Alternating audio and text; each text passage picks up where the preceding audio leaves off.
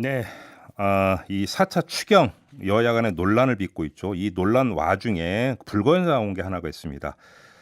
그 통신비 2만 원, 13살 이상 전 국민에게 지급하느니 차라리 이 돈으로 전 국민에게 독감 예방 주사를 마치자.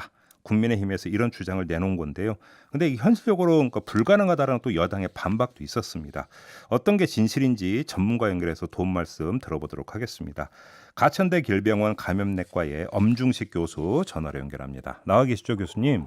네, 안녕하십니까. 네, 안녕하세요. 일단 그 핵심이 두 가지인 것 같은데요. 일단 첫째, 전 국민한테 그 예방주사 맞힌다고 이제 가정을 해놓고 그렇게 하고 싶어도 조달이 불가능하다가 여당의 주장이던데 맞습니까? 예, 국내 생산으로서는 현재로는 불가능한 상황입니다. 왜냐하면 예. 이제 이 독감 백신을 만들려면은 유정란이라고 그러죠. 이제 달걀을 확보를 하고 예. 여기에 이제 그 예상되는 그 인플루엔자 종류를 결정한 다음에 이 인플루엔자를 이 유정란에서 키워서 추출을 해가지고 백신으로 만드는데 이 기간이 상당히 걸립니다. 예. 그러니까 저희가 그 독감이 이제 본격적으로 도는 게 보통 11월 말부터 12월 초부터 본격적으로 돌기 시작하는데 이 네. 기간 전에는 생산 자체가 어렵다고 보고 있습니다. 지금부터 생산하고 싶어도 물리적으로 시간을 맞출 수가 없다. 네, 그렇습니다. 외국에서 사오는 건 안 되나요? 이제 그 판매를 하겠다라고 하는 나라가 있다면 가능할 수는 있는데 예. 실제로 이제 대부분의 다른 나라들도 예. 자국민들을 접종하는데 집중을 하고 있기 때문에 아마 구매가 가능한 그 독감 백신이 수량 자체가 많지 않을 거라고 생각을 합니다. 아, 그래요? 그럼 조달 자체가 좀 어렵다라는 지금 말씀이시고. 그러면 지금 그 한 2천만 명 조금 안 되는 아동이라든지 노인분들에게 지금 이제 무료 접종을 한다라는 거고요. 근데 무료 접종분 말고 유료 접종분 1,000만 명 정도가 이제 확보가 된 게 있다고 하던데 이걸 그 무료로 돌려서 접종하는 건 어떻게 봐야 되는 겁니까? 가능한 방법이라고 생각을 합니다. 올해 그 생산량이 한 2,900만 명을 대상으로 해서 전체 생산량이 결정이 됐고 예. 공급이 되고 있습니다. 예. 그중에 고위험군에 해당되는 분들을 2천만 명 분 정도를 확보를 해서 공급을 하고 있는데 예. 필요하다면 나머지 900만 명에 대한 백신 접종을 이제 그 무상으로 진행을 할 수도 있다고 봅니다. 그런데 실제로 지금 무상 공급 대상 이외에도 독감 백신을 꼭 맞아야 되는 고위험군들이 또 존재를 합니다. 그래서 전체를 다 돌리기는 좀 어렵다고 생각을 합니다. 아, 그래요? 근데 지금 교수님 말씀에서 이제 중요한 두 번째 관례가 나오는 것 같은데요. 애당초 2,900만 명 분을 생산을 했다라고 지금 말씀하셨잖아요. 그러면 처음에 왜 5천만 명 분이 아니라 2,900만 명 분으로 이렇게 설정을 했던 거예요? 일단은 그 올해 생산량은 이제 작년에 결정이 된 상황이고요. 예. 코로나가 이렇게 유행하고 전체 국민에 대한 백신 접종의 요구가 생길 거라고는 이제 예측을 못한 상황에서 생산량이 결정이 됐습니다. 네. 그리고 또 하나는 실제로 생산 시설이라는 것이 이제 무한대로 늘릴 수 있는 건 아닙니다. 지금 우리나라의 그 독감 백신 생산량을 보면은 뭐 1,000만 명분에서부터 시작해서 꾸준히 지금 증가를 하고 있습니다. 그래서 2,900만 명분이 사실 최근 가장 많이 생산하는 양이기 때문에 이 생산 기반 시설을 고려를 하면 지금 뭐 내년에는 좀 더 확보를 할 수 있는 방법을 마련하겠지만 현재로서는 간단하게 늘릴 수 있는 그런 상황은 아닙니다. 지금 어제 중앙방역대책본부에서 밝힌 내용을 보니까 인구의 50% 이상이 독감 예방 접종을 맞으면 유행은 관리가 된다 이렇게 밝혔던데 이 말이 맞습니까? 네, 실제로 이제 그 질병에 따라서 이 지역 사회가 갖고 있는 면역력이 어느 정도 되느냐에 따라서 이제 예방 효과가 결정이 되는데요.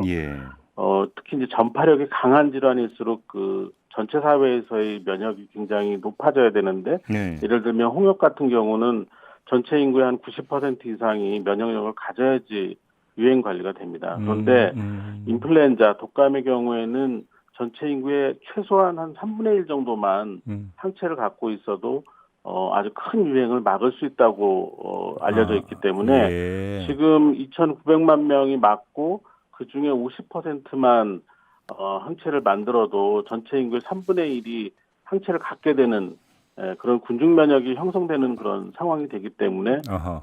대유행을 막을 수 있다 이렇게 판단을 하고 있습니다. 예, 그러면 이게 어제 나온 뉴스 보면 코로나19 백신 이것도 정부가 전 국민의 60% 수준 그러니까 한 3천만 명분 그 확보를 한다 이렇게 이제 발표를 해서 왜 전 국민이 하니까 60%일까 이런 생각을 했는데 그게 원리가 이렇게 되는 겁니까 그러면? 네, 그렇습니다. 그러니까 인플루엔자와 지금 코로나19의 재생산 지수라고 해서 예. 전파력을 측정하는 지수 자체가 아주 큰 차이는 나지 않습니다. 그래서 추정을 하면 예. 아마도 이제 3분의 1에서 절반 이상이 이 백신을 맞으면 백신의 그 효능에 따라서는 전체 인구의 3분의 1에서 절반 정도가 항체를 갖게 되면 이제 큰 유행을 막을 수 있다라고 이제 추정을 할 수가 있습니다. 아, 그러면 예를 들어서 이제 그 백신을 추가로 이제 그 확보할 수 있느냐 없느냐 이 조달 문제를 떠나서 꼭 전 국민에게 다 맞춰야 되느냐라고 하는 이런 문제도 있을 수가 있다라는 말씀이세요, 정리를 하면?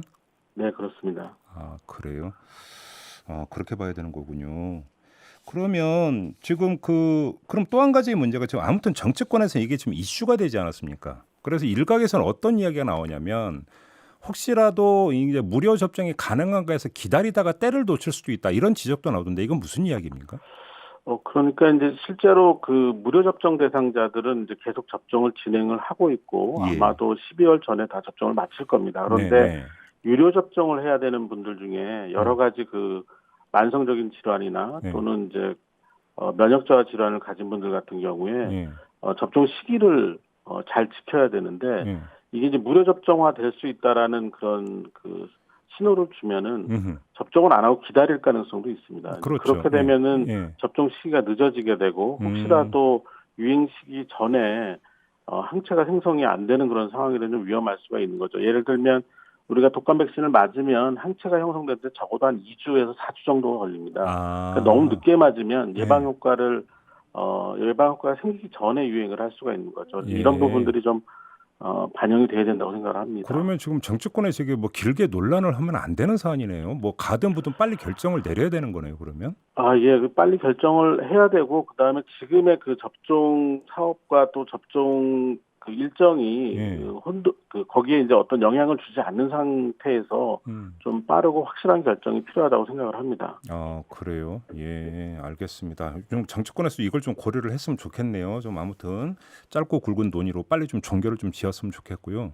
지금 이야기 그러니까 그 나온 김에 1352님이 좀 그 질문을 주셨는데요. 코로나의 고위험군이 60대인데 독감 백신은 그러니까 62살부터인지 궁금합니다. 이런 질문을 주셨네요, 교수님. 사실 뭐 독감 백신은 그 누구나 맞으면 좋습니다. 그렇지만 전통적으로 고위험군, 특히 이제 연령에 따른 고위험군은 그 60개월 미만의 아이들하고 그리고 65세 이상의 노인들이라고 보면 되겠습니다. 그런데 올해는 이제 60세 이상도 무료 접종 대상으로 알고 있고요. 또 어린이들 경우에서도 이제 연령이 확대가 된 걸로 알고 있습니다. 그래서 본인이 그 무료 접종 대상인지는 보건소나 아니면 뭐 여러 자료에서 확인이 가능하고 또 백신 자체는 이제 무료 접종을 그 인근에 있는 의원급에서도 진행을 할 수가 있습니다. 그래서 그쪽에 전화를 주셔서 상담을 하신 후에 접종을 진행하시면 좋을 것 같습니다. 마지막으로 이 질문 좀 드릴게요. 이제 가장 걱정되는 게 그러니까 독감 유행하고 코로나가 이제 기간적으로 겹치는 게 이제 가장 걱정이 되는 거잖아요. 근데 만에 하나 또 증상도 비슷하다면서요, 두 가지가. 그런데 그럼 비슷한 증상이 나오면 그때는 어떻게 해야 되는 겁니까? 일반 국민 입장에서는? 지금 그 부분이 제일 어려운 부분입니다. 그러니까 실제 증상으로서 개인이 감별할 방법도 없고, 그러니까요. 그리고 의료인들도, 그러니까 의사들도 이 증상만으로 이 독감과 코로나19를 완전히 감별할 수가 없습니다. 그래서 지금 이제 그 여러 가지 방법을 모색을 하고 있는데, 특히 이제 코로나19를 감별해야 되는 상황이라고 판단이 되는 경우에는 근처에 있는 호흡기 안심센터나 앞으로 설치가 될 호흡기 전담 클리닉에서 중점적으로 진료를 하는 방향으로 의견을 모으고 있습니다. 대책을 좀 세우고 있군요. 알겠습니다. 자, 오늘 말씀 여기까지 드릴게요. 고맙습니다, 교수님. 예, 감사합니다. 네, 지금까지 가천대 길병원 감염내과의 엄중식 교수였습니다.